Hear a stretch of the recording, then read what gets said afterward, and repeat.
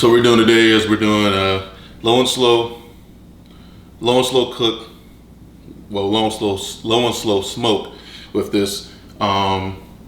This meat is very fatty, so I'm definitely gonna take the fat cap off. You don't have to watch me record doing that. Definitely take the fat off the top because this is a very fatty meat, and be careful with this meat. You can over season this meat. This meat's very easy to over season. As thick as you think it is, it's not like a brisket. I would definitely kind of go on the lighter side. So what we have today is we have, looks white, but we have powdered onion powder, powdered garlic powder. We have pepper. We have a little bit of paprika in there. We have some cayenne pepper in there. We have what else do we have in there? Basically a couple parts of different things. What I don't put in these my mixtures is salt, because you can't gauge how much salt you can put in it once you dump it like this.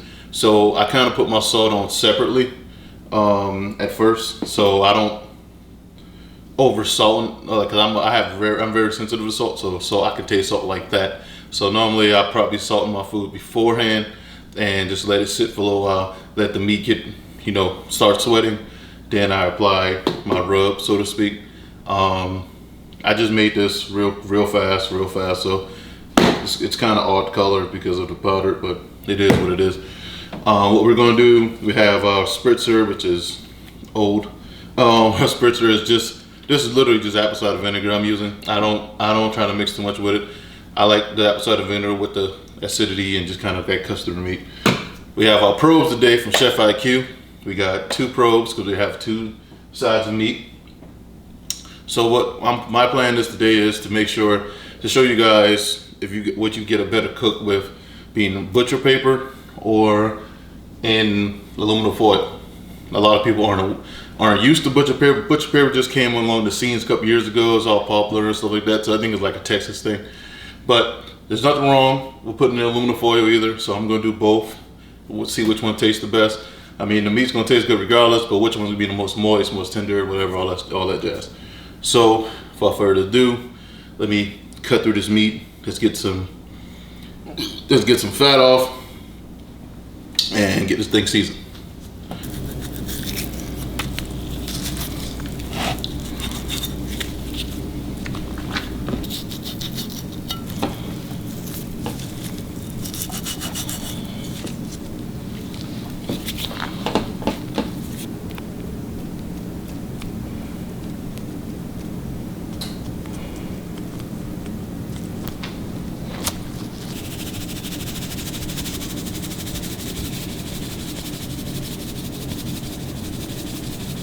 All right, being that we got all that out of the way, you notice I start putting the fat inside this small cast iron.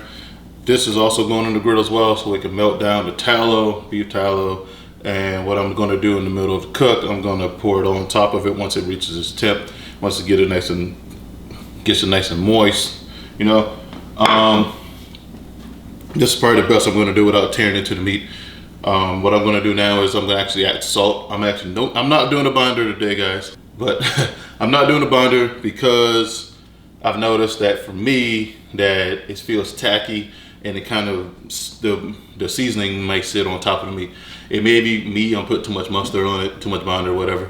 But I salt it first, and I let the salt make the meat sweat. I mean, the meat's already moist anyway. But once I put the salt on, the salt's gonna make the meat pull out the moisture. Then I'll just add my mixture of whatever, and then I'll add my mixture of everything that I put inside this thing. Let it sit for a little bit, get it ready, get the smoker going at 225, and we're gonna be going from there. I like to spritz my meat at the first beginning of the cook, and then like every hour in between. For Pro 2, cooking has begun. May not be an hour this time because I'm gonna go to the gym and I got stuff to do, so maybe every 2 hours or whatever, have I catch it. But I'm gonna spritz it early so the bark can set, then we can be good.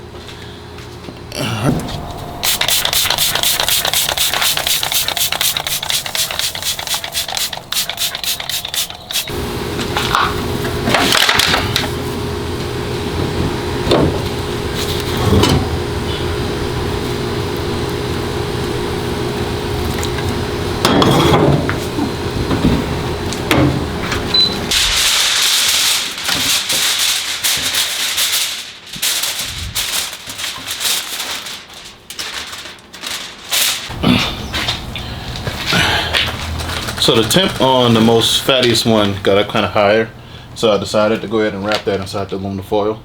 It had at least 2 or 3 hours of smoke on it, so I'm cool with that. Just got back from the gym, so the other one that wasn't as fatty is still cooking pretty good. You can see that it's still kind of like dry on top. The bark's setting. Just gotta. I didn't get a good time to spritz this one as much, but it's about to be wrapped anyway, so we'll get it nice and wrapped and get ready to be good.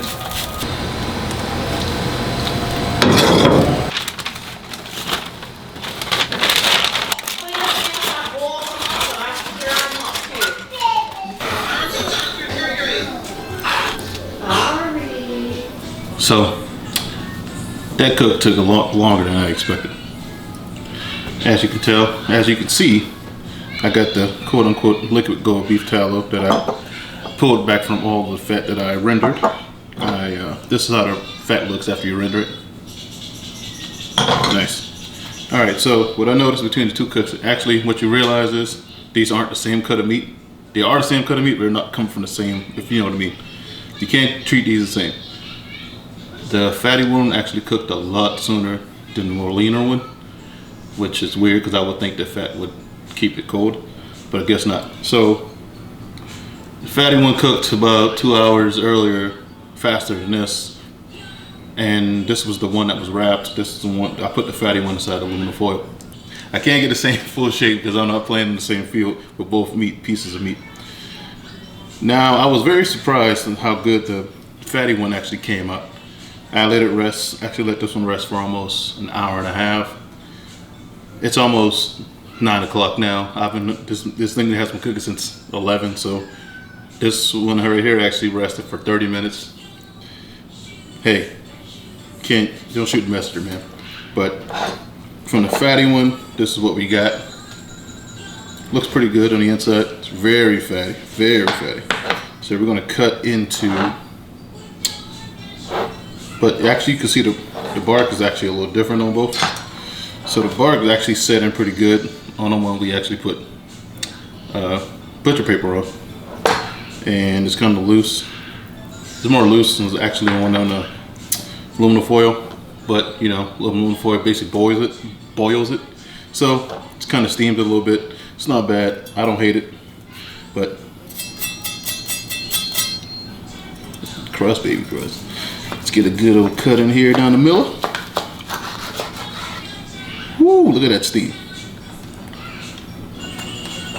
And that membrane on the bottom. So, this is what we were working with at the time.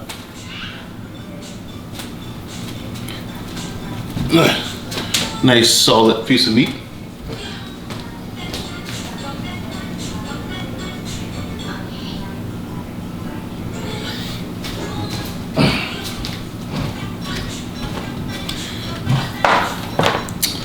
But that's all she wrote.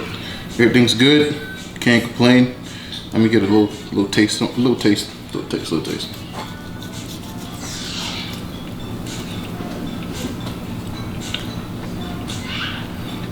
It's good, man. It's good eating there.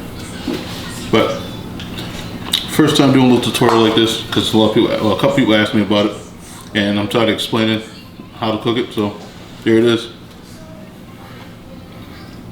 Normally used to take about 6 hours, depending on what kind of meat, but hey, that's how it comes up. Sometimes you take a little longer, sometimes a little shorter. Well,